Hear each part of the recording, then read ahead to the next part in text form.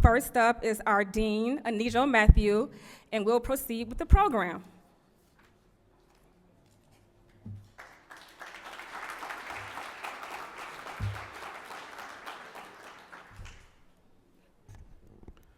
Good evening, everybody. Okay, let's do that again. Good evening, everybody. Okay. Welcome to the 84th graduation ceremony of the Institute of Design at Illinois Tech. My name is Anijo Mathew, and I'm the Dean of the Institute. As you know, the official university ceremony is tomorrow, but we always try to do something for our graduates at their home here at the Institute of Design. This is our way of celebrating not just the achievements of our graduates, but also for our parents and spouses and friends and family who gave up so much of their time to the students. It's a way to peek into what they've been up to in the last few years. Today, I wish to share two moments with you that greatly influenced me over the last few months. The first was at Chicago Humanities event, featuring Ezra Klein, a New York Times journalist, and Derek Thompson, a staff writer at The Atlantic. If you're a regular podcast listener like me, you'll recognize those names. During the panel, Klein said something profound. When asked to respond how we might counter all the despair that we see around us, he said, "The opposite of despair is not hope. It is curiosity." I want you to think about this for a second. I'm sure many of us feel a sense of hopelessness, as though a heavy object has been placed on our hearts. It could be because of the changes around us. It could be because the world seems more complicated than ever before. And some of you, like me, may wake up every day thinking, I hope things will get better today. But I think it's a wrong question, wrong way to approach this. Instead, we must ask, what am I doing about it? What actions have I taken today to change the situation, ever slightly? Is that a...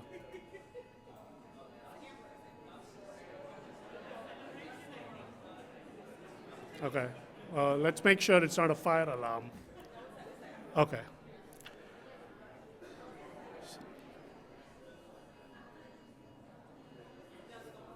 Okay, so the question we must ask is not, I hope things will get better today, but rather, what am I doing about it? Hope means waiting for something to happen to you automatically. Curiosity means being optimistic, asking why things are the way they are and what we can do about it. When we are curious, we see the world like it's clay, and we can mold it into the shape that we want it in. When you believe in yourself and your ideas, you don't wait, you act.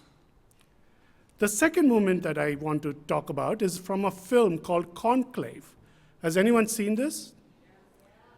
In this year, when we have the selection of Pope Leo XIV, the film has been significant. It's a great movie. I highly recommend you watch it. In the film, the protagonist, Cardinal Lawrence, played by the phenomenal Ralph Fiennes, says, "Certainty is the great enemy of unity. Certainty is the deadly enemy of tolerance.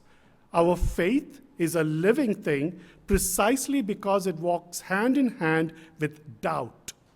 If there was only certainty and no doubt, there would be no mystery, and therefore no need for faith."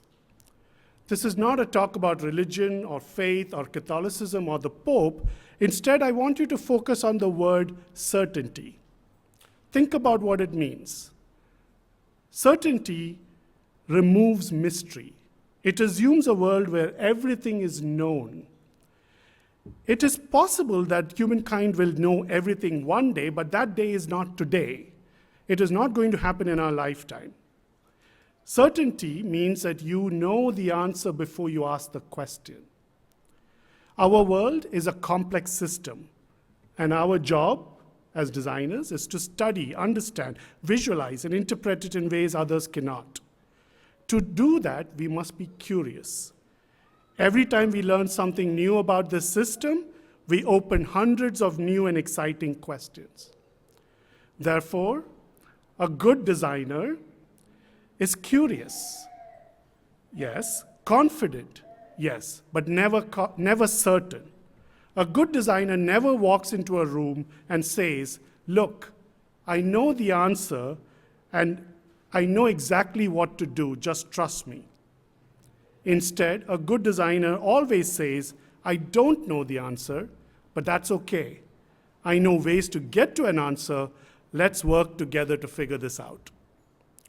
Tomorrow, the graduates, you will exit an arena with a degree in a hand into a world which feels a little out of whack.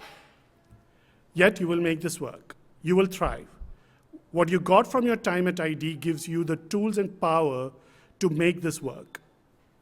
In closing, here are 3 things to think about as you come out at the end of your ID journey.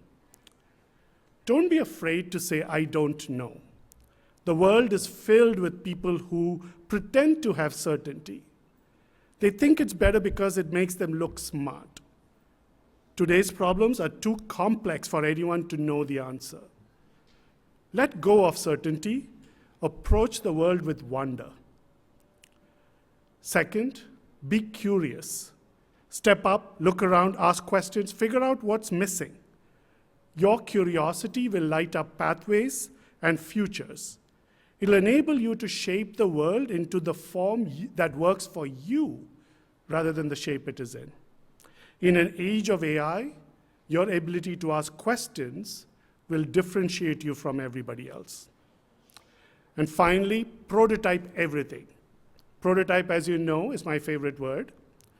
It means you don't look at the past, but instead, you're always building a new future. Sure, you'll fail. So what?